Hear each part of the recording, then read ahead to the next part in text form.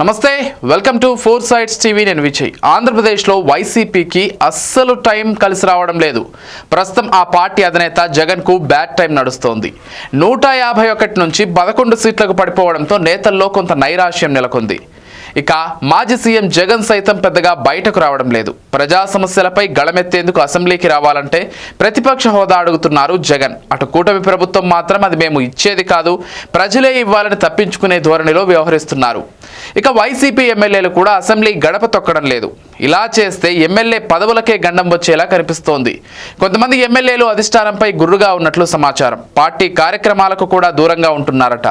జగన్ తీరు ఇలాగైతే కష్టమేనని పార్టీ పెద్దల దగ్గర వాపోయినట్టు రాజకీయ వర్గాల్లో చర్చించుకుంటున్నారు.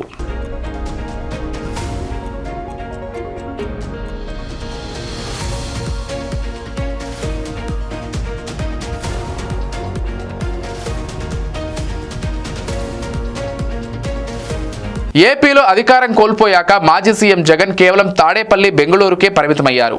మధ్యలో గుంటూరు మిర్చి రైతులు, చిత్తూరు మామిడి రైతులను పరామర్శల పేరుతో బయటకొచ్చారు. అయితే ఈ పర్యటనల సందర్భంగా చోటు చేసుకున్న ఘటనలతో సైలెంట్ అయ్యారు. ప్రస్తుతం మెడికల్ కాలేజీల అంశంపై కూటమి ప్రభుత్వాన్ని ఇరుకున పెట్టే ప్రయత్నం చేశారు. అయితే ప్రజా సమస్యలపై మాట్లాడాలంటే అసెంబ్లీకి రావాలంటూ మంత్రులు, కూటమి నేతలు సవాల్ విసురుతున్నారు. అయినా కూడా అసెంబ్లీకి వెళ్లేందుకు జగన్ మాత్రం పెద్దగా ఆసక్తి చూపడం లేదు. వైసీపీ ఎమ్మెల్యేల్లో కొందరు అసెంబ్లీకి వెళ్తేనే బాగుంటుందని హైకమాండ్ దృష్టికి తీసుకెళ్లినట్లు పార్టీ వర్గాల్లో చర్చించుకుంటున్నారు. బాయ్కాట్ చేయడం సరికాదని, ప్రజా సమస్యలపై సభలో లేవనెత్తాలని సూచించారట. ప్రతిపక్ష హోదా ఇవ్వకపోయినా ఒంటరిగా ఫైట్ చేయాలని భావించారట. అధికార పక్షం ఏకమై జగన్పై దాడి చేసిన అందరికీ సమాధానం చెప్పగల నేర్పరి అని అన్నారట. అధినేతను చూసి నేర్చుకోవాల్సింది చాలా ఉందని భావించారు. ఆ ఎమ్మెల్యేల మాటలను హైకమాండ్ పట్టించుకోలేదని సమాచారం.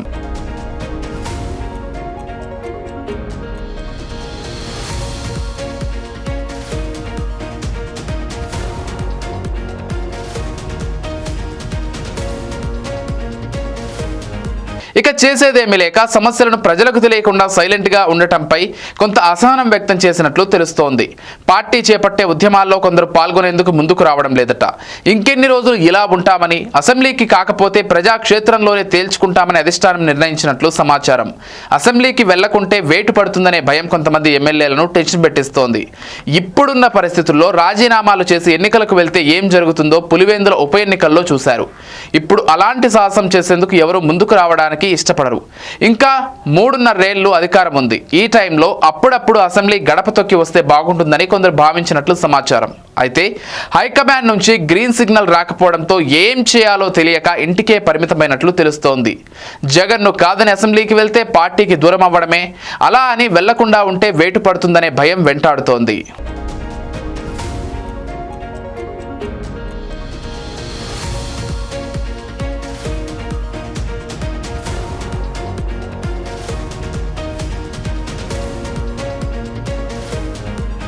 జగన్ అసెంబ్లీకి రావడం లేదు. దాంతో ఎవరైనా శాసనసభ్యుడు 60 రోజుల పాటు అసెంబ్లీకి గైర్హాజరైతే ఆటోమేటిక్గా అనర్హత వేటుపడి తన ఎమ్మెల్యే సభ్యత్వం కోల్పోతారన్నది కూటమి నేతల వాదన.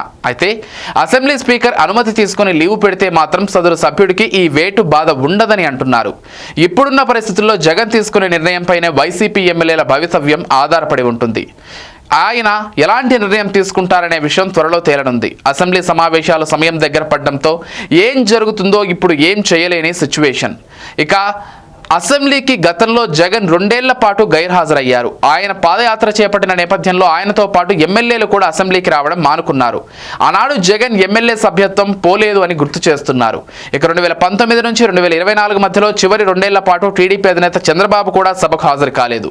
ఆయన మీద కూడా ఎటువంటి అనర్హత వేటు పడలేదు. ఈ విషయంలో సీరియస్గా ఆలోచిస్తే అనర్హత వేటు పడే అవకాశం ఉంటుందని ఒక వాదన ఉంది. అటు చంద్రబాబు కూడా జగన్ అసెంబ్లీకి వచ్చి ప్రజా సమస్యలపై చర్చించాలని సవాల్ విసిరారు.